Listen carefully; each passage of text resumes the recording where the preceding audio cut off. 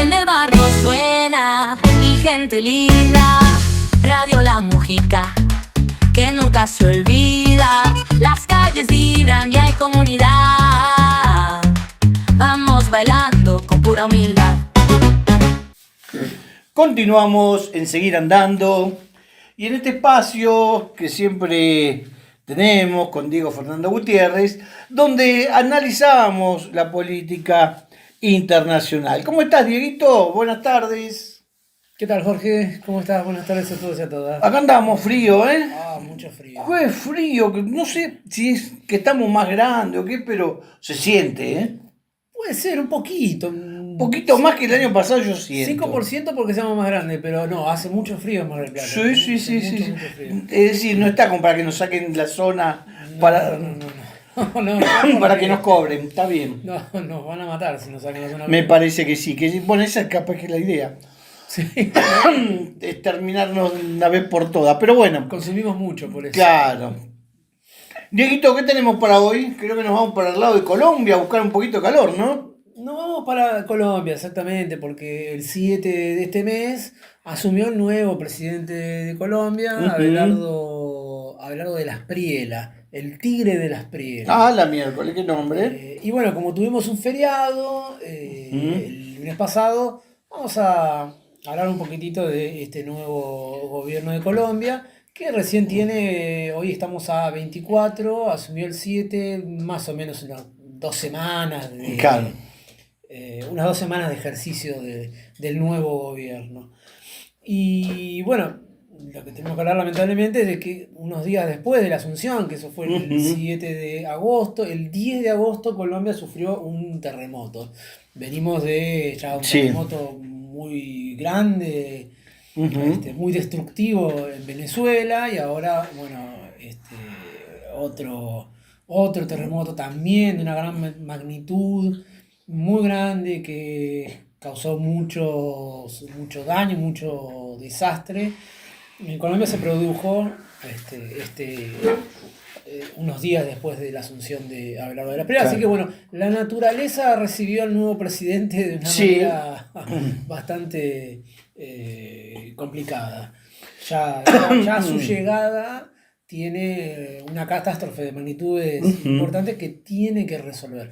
Y justamente estos gobiernos, como ya lo comentamos en su momento, es un gobierno de estos que se puede llamar de la nueva derecha, estas derechas más trampistas que buscan achicar agresivamente al Estado, bajar impuestos a los ricos, sacar desregulaciones, algo así como atarle las manos al gobierno y al Estado y soltárselas al poder económico, o por lo menos a ciertos sectores del poder económico. Y una de las cosas que veíamos en algunos reportes de enviados al lugar es que, por ejemplo, lo que estaba faltando era justamente el aporte del Estado para dar soluciones, ¿no?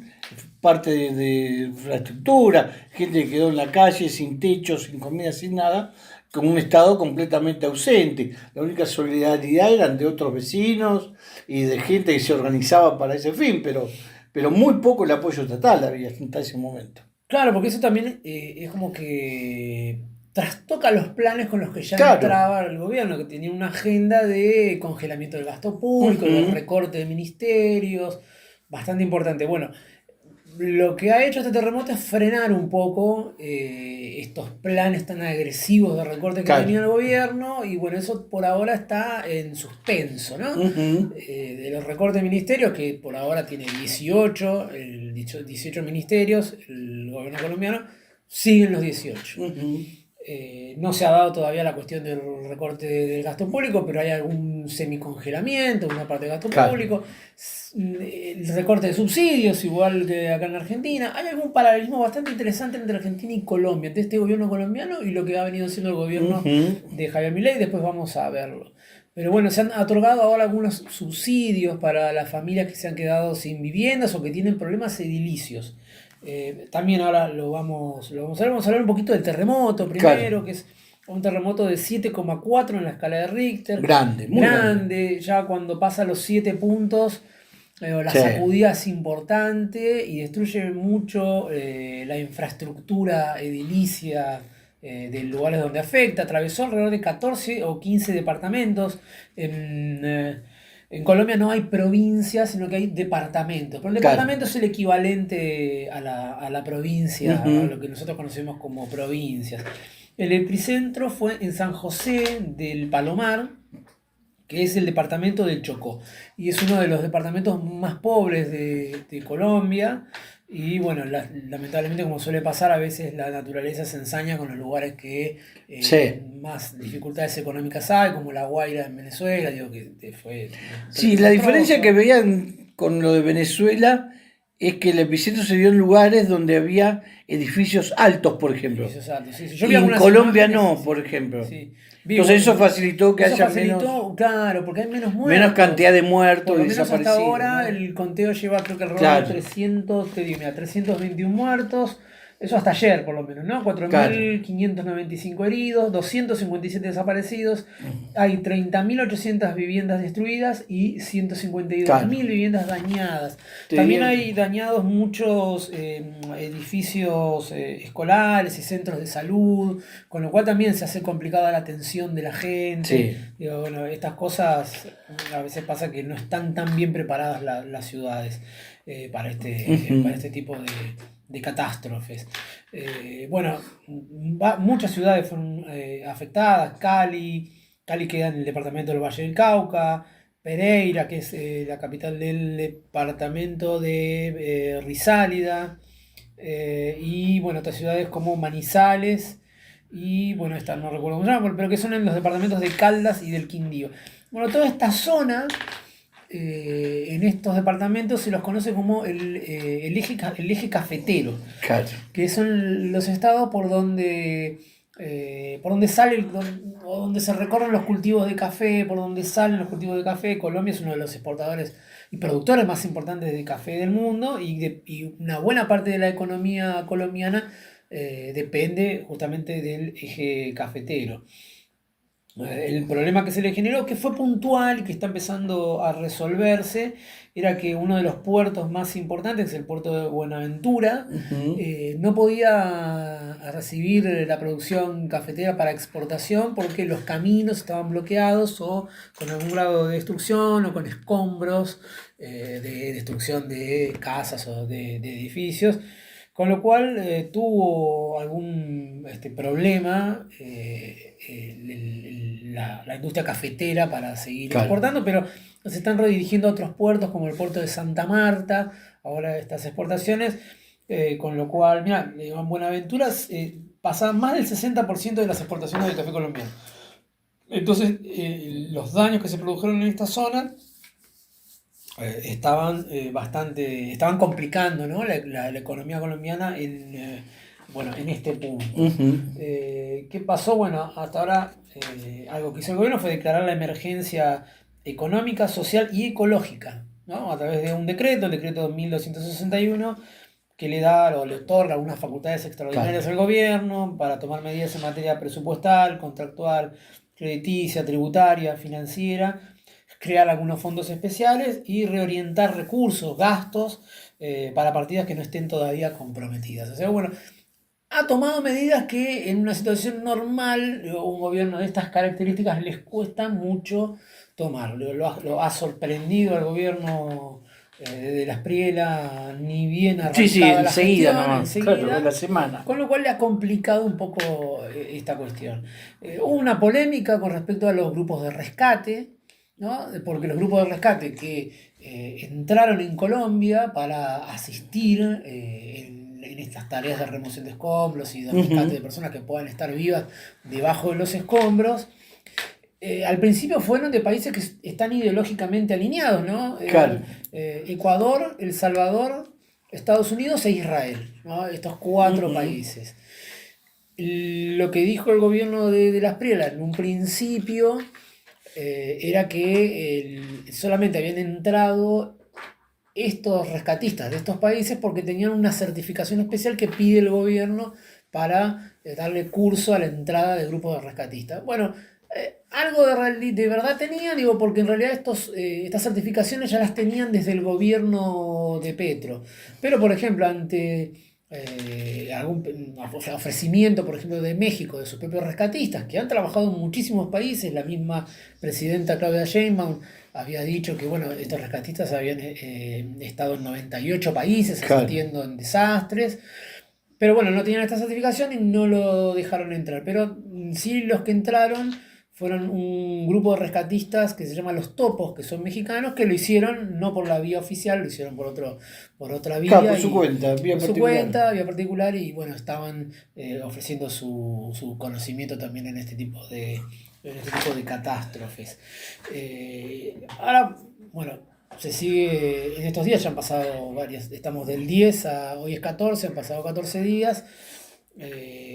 No se espera todavía rescatar muchas personas vivas, porque a mayor paso del tiempo, menor la cantidad, claro, menor la chance de encontrar gente debajo de los escombros que estén vivas, pero bueno, por lo menos la cantidad de muertos no ha sido tan grande, por ejemplo, como el terremoto de Venezuela, que sobrepasó el número de 5.000 personas. Dentro de todo, una desgracia, con mucho daño de infraestructura, pero no tantas muertes de personas. Bueno, volviendo a lo que fue la Asunción, ¿no? Ahí hay varias cuestiones para analizar. No asumió en Bogotá. En Bogotá es en donde está el Congreso, de la capital, donde está el Congreso, donde habitualmente los presidentes hacen su discurso de campaña, de asunción y la asunción al gobierno.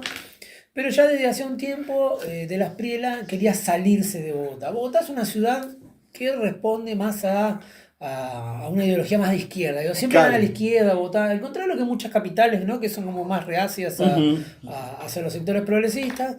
En este caso Bogotá siempre tuvo una inclinación a votar hacia partidos o ideologías de izquierda. Y por eso quería irse de ahí. Lo sacó un poco de ahí. También había una cuestión con que él quería, o por lo menos tiene un discurso de descentralización del gobierno, de estar más cerca de las regiones, de otros departamentos, de otros lugares, y llevó la Asunción a Cali, ¿no? Cali es un lugar también que está afectado fue muy afectado por esta cuestión también de la guerra entre los grupos paramilitares o la FARC y el Estado. Fue ahí, hizo su discurso de Asunción en la Universidad de Santiago de Cali, y eso se lo aprobó el Congreso. Él quería dar la Asunción, quería hacer la juramentación en una guarnición militar, porque también hay una cuestión ahí de querer como congraciarse con las Fuerzas Armadas, claro.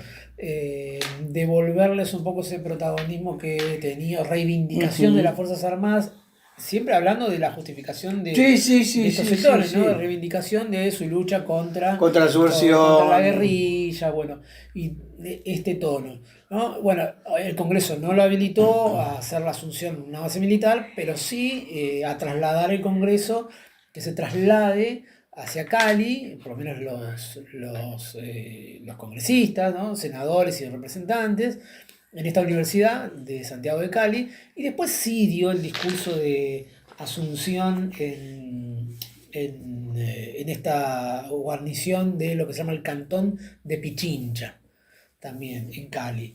Y bueno, en ese discurso ahí fue delineando un poco lo que va a hacer su gobierno y lo que está empezando a hacer, ¿no? Y que vamos a ver un poquitito por los puntos más importantes. Tuvo un discurso muy rupturista con lo que fue el gobierno de Petro, sobre todo en materia de seguridad y de defensa. Por ejemplo, puso, y esto lo hablamos en algún momento cuando hablamos sobre las promesas de gobierno de Abelardo de la Espriella, era su política totalmente contraria a lo que había hecho Petro sobre la paz total, ¿no? Esta especie de continuación que quiso hacer Petro de los acuerdos de paz, de negociar con los sectores que habían quedado Claro. por afuera y lograr la pacificación total del país. Bueno, eso no lo logró Petro y un poco le dio pie entonces a este discurso de más de mano dura en contra de las organizaciones criminales, del crimen organizado y de por ejemplo, las disidencias de la FARC que volvieron, ¿no? a la clandestinidad y, por ejemplo, al Ejército de Liberación Nacional, al ELN. Entonces, bueno, declaró el fin del diálogo con los grupos armados, que esta opción la da por agotada, que hizo reactivar órdenes de captura para cabecillas de muchos de estos grupos, pero no solamente eso, sino que reactivó lo que es la fumigación de los cultivos de coca, que también dijo que lo iba a hacer, esta política de atacar los cultivos de coca que no ha dado resultado, porque esto empezó ya con el Plan Colombia hace muchísimos años, y hoy hay más cultivos de coca que en el primer momento. Digo. La fumigación lo único que logró fue hacer que estos campos de cultivo de coca se fueran de un lugar y vayan a otro. Y se vayan a otro. Y que se vayan a otros lugares que estaban con menos control del Estado. Claro. Aún con una mayor capacidad de hacer cultivos más, aún más grandes. Bueno, el último informe de la ONU, no recuerdo qué organismo es el de las drogas, el que hace los informes sobre la situación, el estado mundial de la cuestión de las drogas, había informado que hubo un 3,5% de aumento entre el 2023 y el 2024 de los cultivos de hoja de coca en Colombia. Bueno, con este discurso un poco legitima Abelardo de la Espriella esta vuelta a la política de fumigación de cultivo de coca, también con los problemas que esto puede causar en la salud de campesinos, Claro. ¿no? Porque la fumigación se hace con el Roundup, con este veneno que se utiliza para los cultivos, que es el glifosato, el término con el que conocemos el glifosato, con la marca es el Roundup. Esto, si no se aplica bien, si no se aplica según las dosis... Cáncer para la población, claro, tan simple como eso. Y para el uso específico que tiene que hacerse, esto puede terminar generando problemas de salud en el campesinado colombiano y que ya ha causado. Después que anunció también megacárceles. Y acá copia un poco el estilo de Bukele. Claro. Tiene un perfil, Abelardo de la Espriella, que es muy de la línea Trump, Bukele e inclusive Milei. Claro. Es como... La síntesis. La síntesis, ¿no? Tiene un poco el discurso de Milei, tiene el aspecto de Bukele. Claro. Es una persona de cuerpo delgado, pero es medio menudo, no es muy alto, y se deja la barba en el mismo estilo, tiene una edad medio similar, se viste más o menos igual. Es muy... Claro. Tiene un aspecto que a propósito busca... rememorarnos a Nayib Bukele, el presidente de El Salvador, que dijo que la única vía para los grupos armados es el sometimiento a la justicia. O sea, está anunciando que vuelve la militarización de Colombia del conflicto, ¿no? De este conflicto que igual no es igual que antes. No es igual que antes, digo, porque la gran mayoría de los combatientes de la FARC se han desmovilizado y lo que quedan son lo que se llaman estas disidencias y, bueno, el Ejército de Liberación Nacional. Sí, pero siempre con esa excusa de tener que aniquilar, por más que sean chicos, claro, aprovechan para golpear a quien venga. Aprovechan, pero... Es decir, para desmantelar cualquier tipo de resistencia a un modelo de la característica de ajuste que va a tener. Pero incluso lo que hace es, con ese mismo discurso...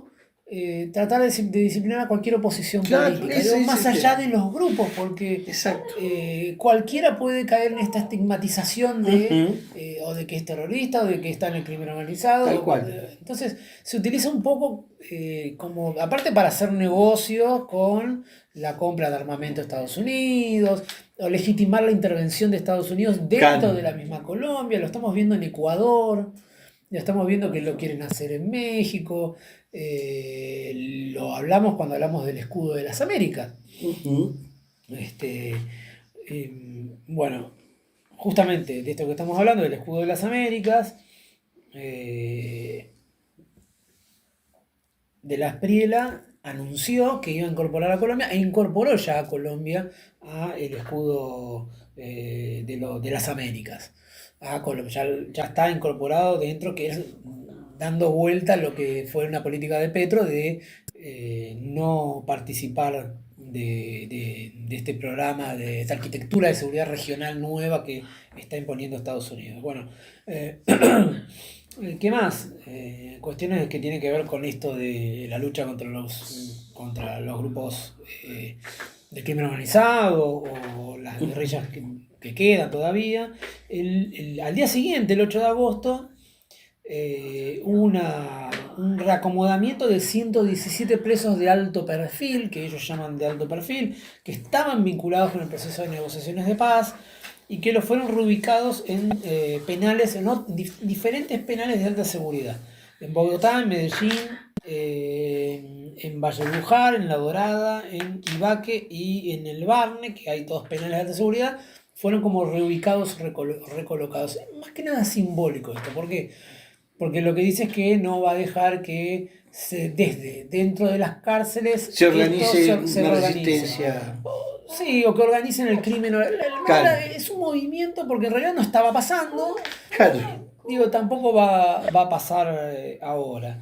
Después también habilitó operaciones contra, bueno, otra vez, las organizaciones criminales y exguerrillas.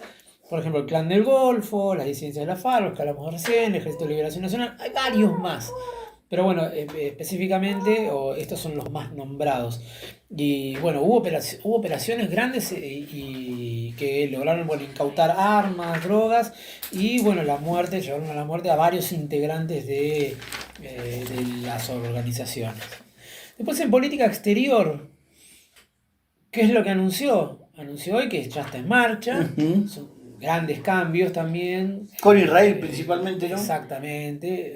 Ahí vamos que restableció las relaciones diplomáticas con Israel, que fueron cortadas durante el gobierno de Petro. Pero tomó medidas puntuales, no solamente restablecer, o qué significó este restablecimiento de relaciones con Israel, que es reconocer la soberanía de Israel sobre los Altos del Golán. Bueno, ¿qué es esto? ¿Qué son los Altos del Golán? Bueno, era una región de Siria que Israel tomó por la fuerza en lo que fueron las guerras de los 6 días, en 1967. En aquel año se desarrolló esta guerra de los 6 días, e Israel se hizo con los Altos del Golán, esta zona fronteriza con Israel, y del desierto del Sinaí. Bueno, el desierto del Sinaí se lo devuelve a Egipto a instancias de Estados Unidos y una negociación que se firmó con aquel momento el presidente Anwar al-Sadat, que firmaron acuerdos de paz y restablecimiento de relaciones, pero con Siria nunca se llegó a ningún acuerdo y los Altos del Golán siguen estando en posesión de Israel e inclusive han profundizado la entrada en Siria en esa zona, han profundizado la toma de los Altos del Golán. Luego de la caída del presidente Bashar al-Assad, han aprovechado esta circunstancia y han entrado un poco más dentro de esta zona, que para Israel es importante porque hay nacimientos de ríos y les provee de agua, de agua que no tienen dentro para la región, del territorio de Israel, pero aparte les sirven como vigilancia de cualquier posibilidad de entrada desde Siria, por ejemplo, de Hezbollah, en el caso de que Hezbollah siga estando ahí, bueno, estos reacomodamientos que se vienen dando en Medio Oriente. Bueno, lo reconoció a motu propio, y porque para la ONU, por ejemplo, son territorios ocupados y no es legal que Israel ocupe estos territorios. Son territorios ocupados ilegalmente. Solamente reconocido por Estados Unidos y por algún que otro país más. Después, ¿qué otra medida tomó? Bueno, esto generó alguna fricción con países árabes que tienen relaciones con Colombia. Pero bueno, no le importa mucho de las prioridades Sí, no. porque esto se hace a Con instancia de Estados Unidos, ¿no? Entonces Estados Unidos una directriz. claro, muy me acomodo particular. debajo del ala de Estados Claro. Unidos y con eso Lo mismo que con eso hicieron me acá en alcanza. Argentina. Después también anunció el traslado de la Embajada de Colombia a Jerusalén. Claro. Otra de las medidas que han anunciado algunos países, por ejemplo Argentina anunció también eso, y no son muchos los países que lo han anunciado, Alineados a Estados Unidos. alineados a Estados principalmente. Unidos, que son como gestos simbólicos, ¿no? Claro.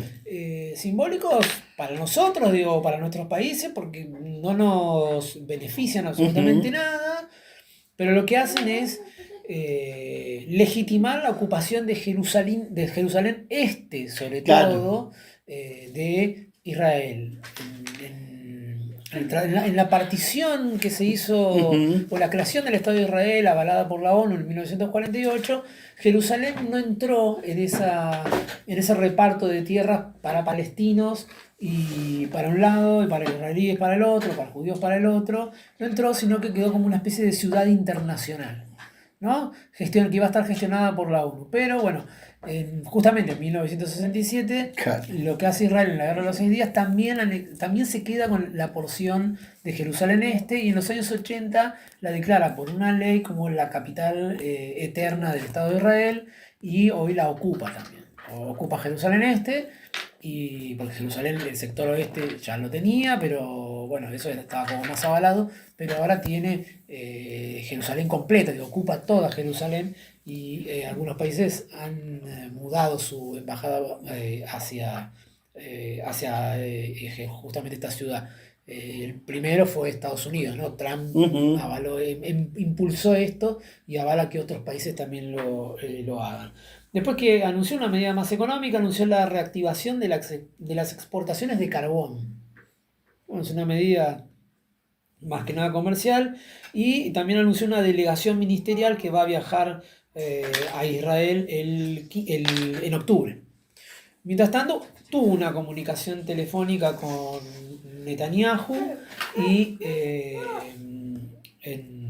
fue con el primer presidente que habló por teléfono para anunciar todas estas cuestiones. Las buenas nuevas. Las buenas nuevas con Israel, exactamente.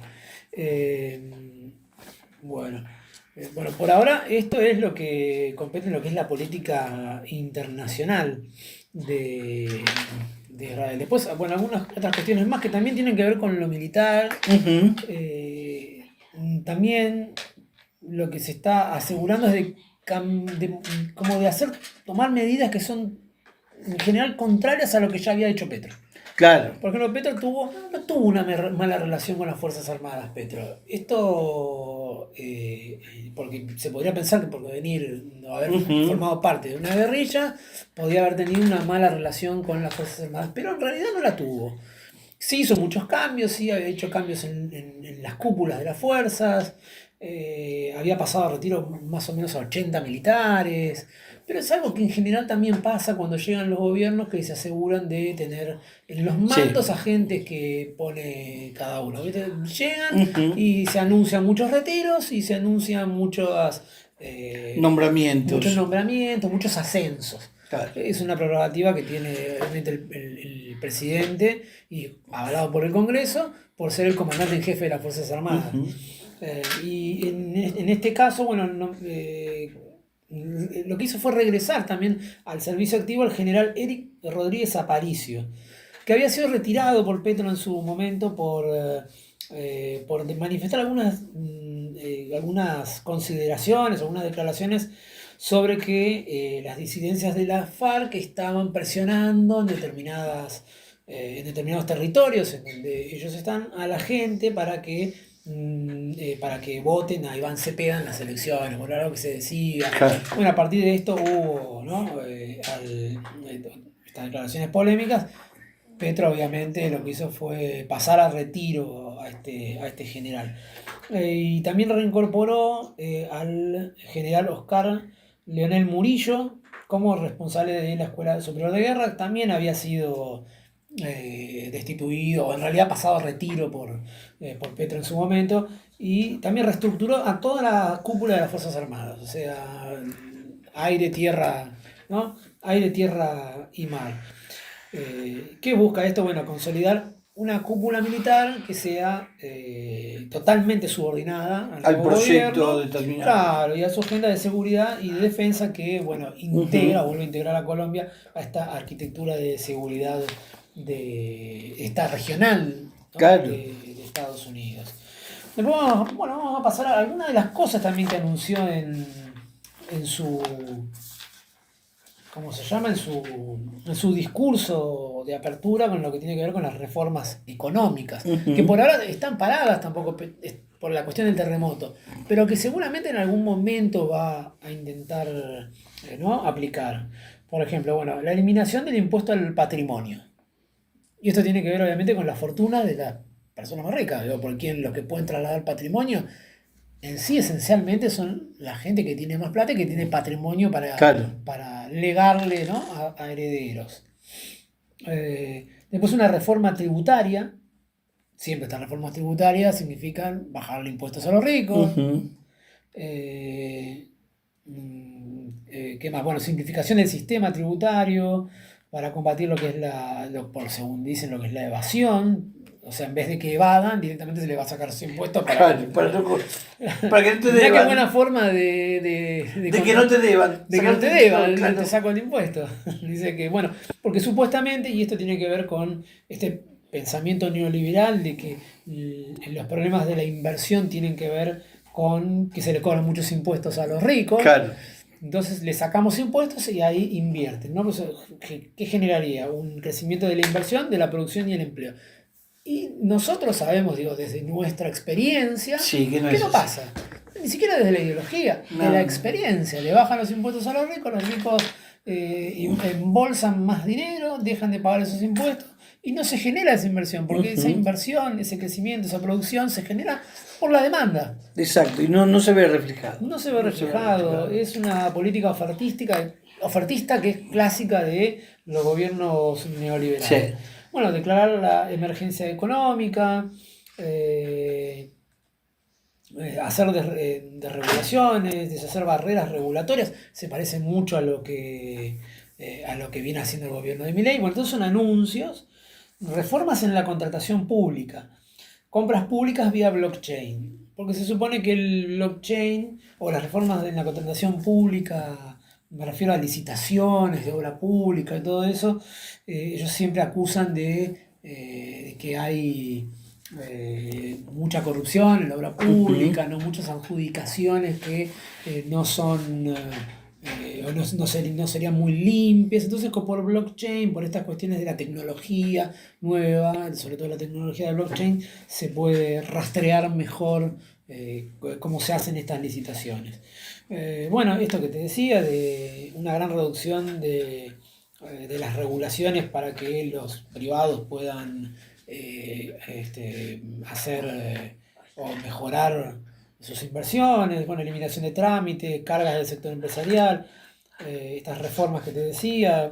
Bueno, habló del congelamiento del gasto público. Ujú. Bueno, parcialmente, pero no totalmente en este momento pudo hacerlo por esta cuestión, digo, que se están dando subsidios Con el tema del terremoto. con el tema del terremoto. ¿Qué más? A ver, te digo algunas frases que dijo para que veas que tiene mucho de parecido a lo que pasa en Argentina. Dice, la disciplina en el gasto es indispensable, pero por sí sola no basta. Necesitamos volver a crecer, producir, exportar y generar riqueza. Bueno, y este gobierno será su aliado. Invertir en Colombia volverá a ser una decisión segura y rentable para ustedes, señores empresarios de la patria y del resto del mundo. O sea, hay un mensaje que es para los sectores más Le estoy hablando con el acomodados. corazón, no me conteste con el bolsillo, ¿no?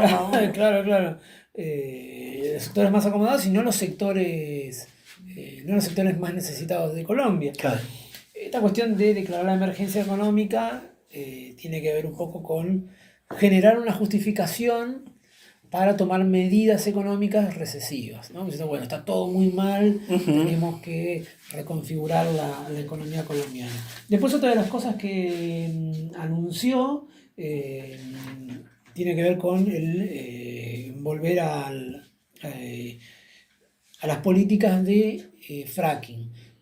¿Por qué? Porque digo, Colombia es un país petrolero, con petróleo también, con buenas exportaciones petroleras, pero Petro en su gobierno había tomado una decisión, tenía dentro de su gobierno sectores que venían del ambientalismo, como sobre todo también la vicepresidenta Francia Márquez, y bueno, había prohibido el fracking y no concesionó nuevas explotaciones petroleras.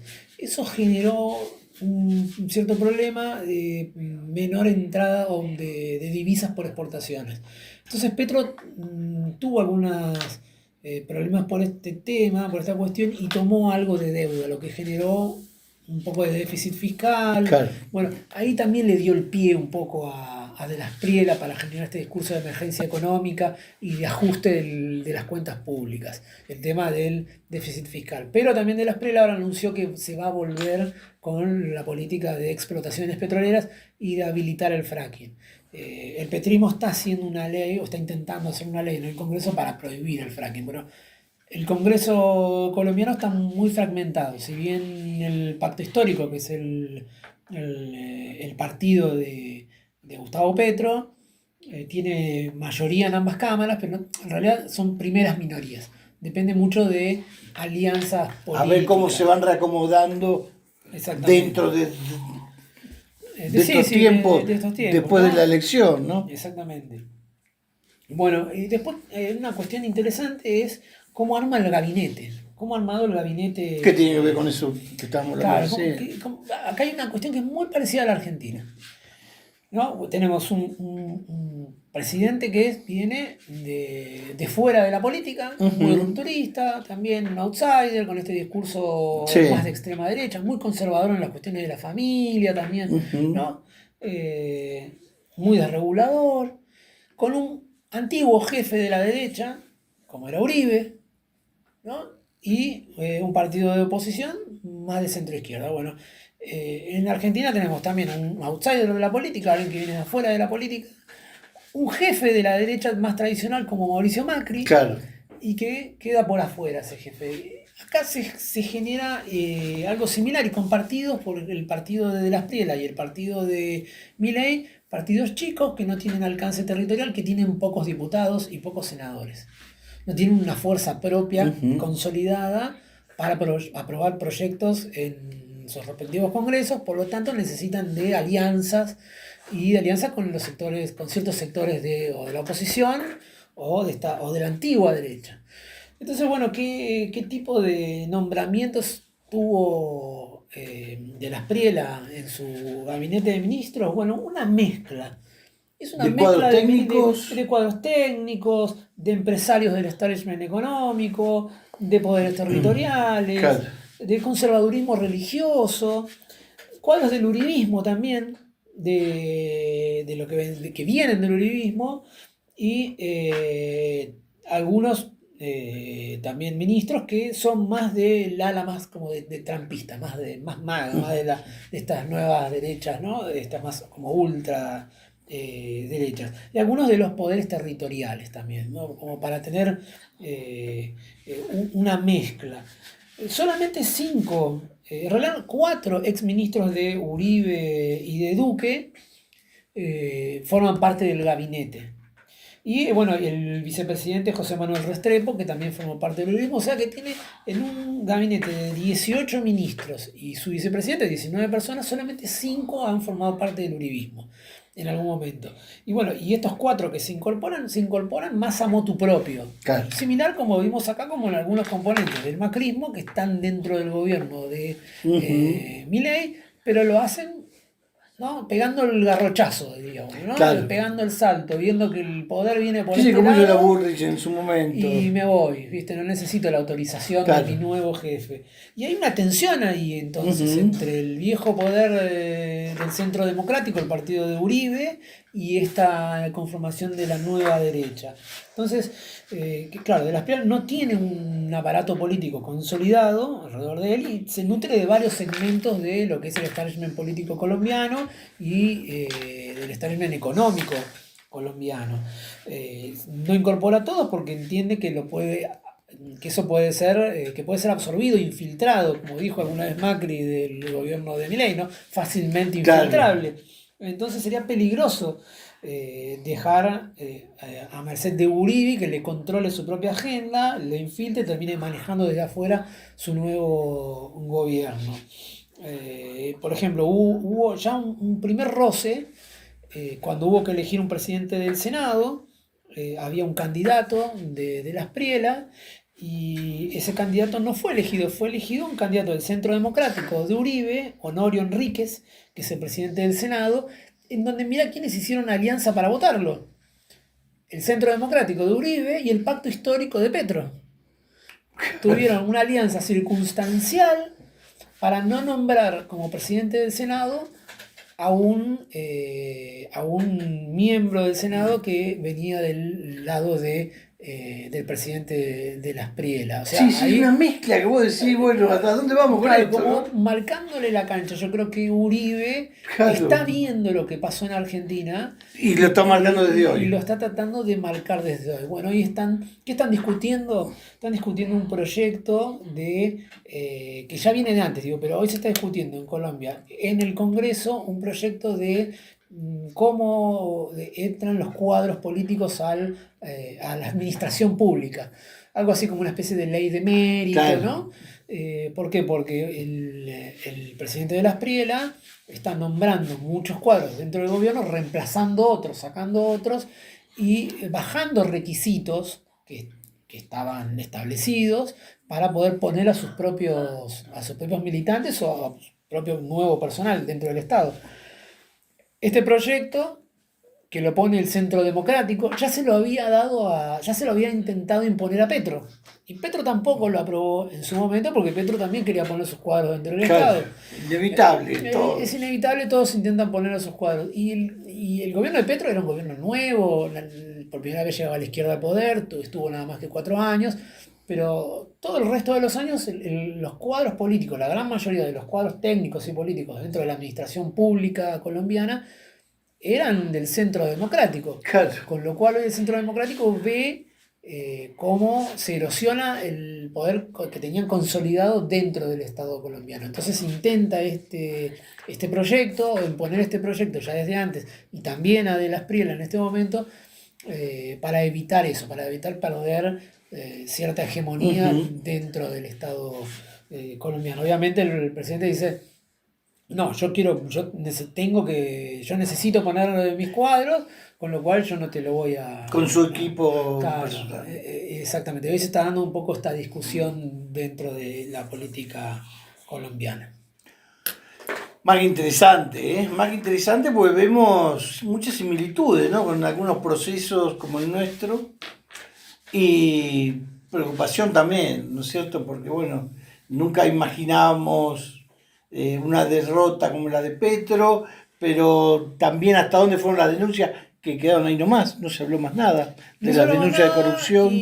No se habló nada, por lo menos en realidad Petro por ahí tiene, no tanto Cepeda, sino pero Petro. Sí Petro. Eso es interesante, eso yo no lo trabajé, pero está para trabajarlo para otra oportunidad, que es qué tipo de oposición va a ser la oposición del pacto histórico, porque Iván Cepeda sigue teniendo relevancia dentro del partido, pero Petro también, y él anunció que tiene ganas de volver en un próximo periodo, y pareciera que hay dos estilos diferentes de confrontación con el oficialismo, ¿no? Claro. Una confrontación un poco más institucional de Cepeda y una un poco más...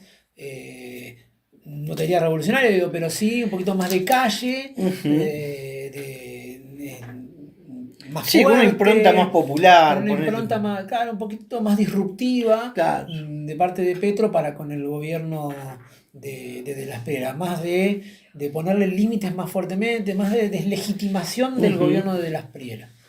Quizás ahora me parece que ahora puede ser que esté un poco más frenado eso por la cuestión del terremoto, ¿no? Como que eso puede complicar quizás la gestión del terremoto, ¿no? De cómo se arregla un poco de cara a la gente que ha perdido mucho de algunos han perdido absolutamente casas, todo, ¿no? todo.